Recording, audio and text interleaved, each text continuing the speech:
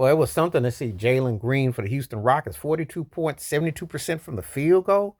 Him and John Morant going at it. That's what I'm talking about. A lot of people ain't talking. This is the second and third seed in the West. Houston and Memphis is making noise. You know how I feel about Udoka, the Rockets coach. And I do think they probably might make a move, trade deadline. They about one piece from that team. Because some people ain't taking them too serious. And like Charles Barkley said, they talented, but they sometimes play kind of reckless and not consistent. But Jalen Green is balling.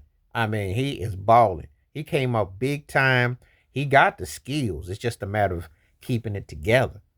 They got a nice squad there. If they can just discipline themselves and stay focused, with Udoka as the coach, the Rockets ain't no this ain't no fluke. They are legit.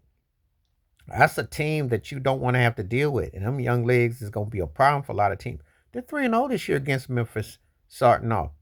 And John Morant did have 29 points, but he had 7 turnovers, and he missed 2 bad free throws, too. But the thing is, the Rockets are coming.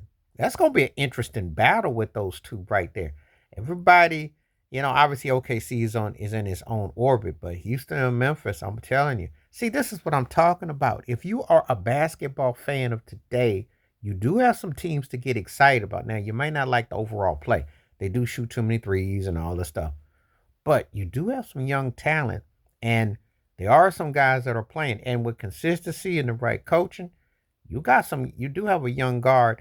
I think that's what I've been telling folks. The old guard is getting old, and they're not going to have much of a say any longer. So we watching out for this. I want to see a team like the Rockets and the Grizzlies emerge. I think John Moran is too good. Stay on the court, keep on playing.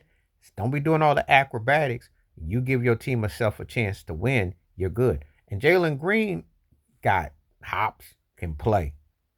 You got to stay consistent. You got the right coach, and you definitely can make some noise. Because think about it. I mean, I know, all due respect to Jokic, who might be the best player going in the game, But guys like Jokic and Giannis, who are 1 and 2, I think, I got SGA Shea being the MVP. I don't think that Jokic and Giannis are going to be near the finals. I don't. But these young teams, these teams that's playing more better team cohesive basketball with pieces, I think that's what you're looking at. And some people ain't going to like that, but that's what we got. But very impressive win for the Rockets. They had to come back. They played. That was a good game. Houston and Memphis are two young teams that can definitely go to toe to toe. And if Jalen Green's playing like that and the Rockets are consistent, they're gonna be a problem. And if you're a lower seed team in the West, you ain't beating them young legs.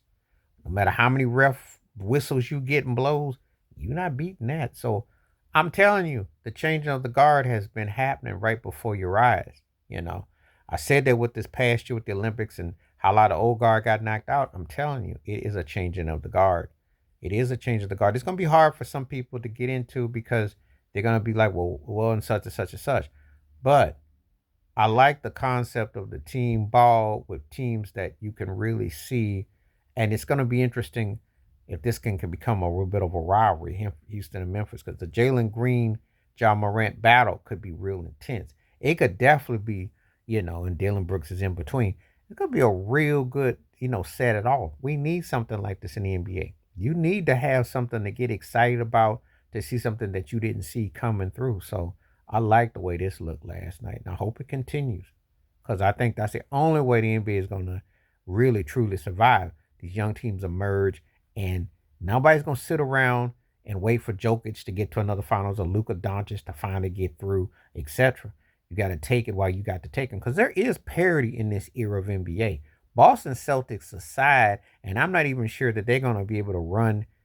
They might could run a back to back. They should definitely be a threat. But if they are not, you do have parity in the NBA. So you expect to see some moves and some shakes. And some of the people that you look for ain't going to be there. But this could be the what we got. And that's not being talked about enough. The Houstons and the Memphises. Because that is an interesting 2 and 3 right there, if you ask me. Please like, subscribe, welcome thoughts, comments, and I do respond. Thank you. Wash your hands. Keep your mind clear. Watch out for another. Share it if you like and hit that membership. Stay safe, stay blessed, stay woke, stay free. I'm out. Peace.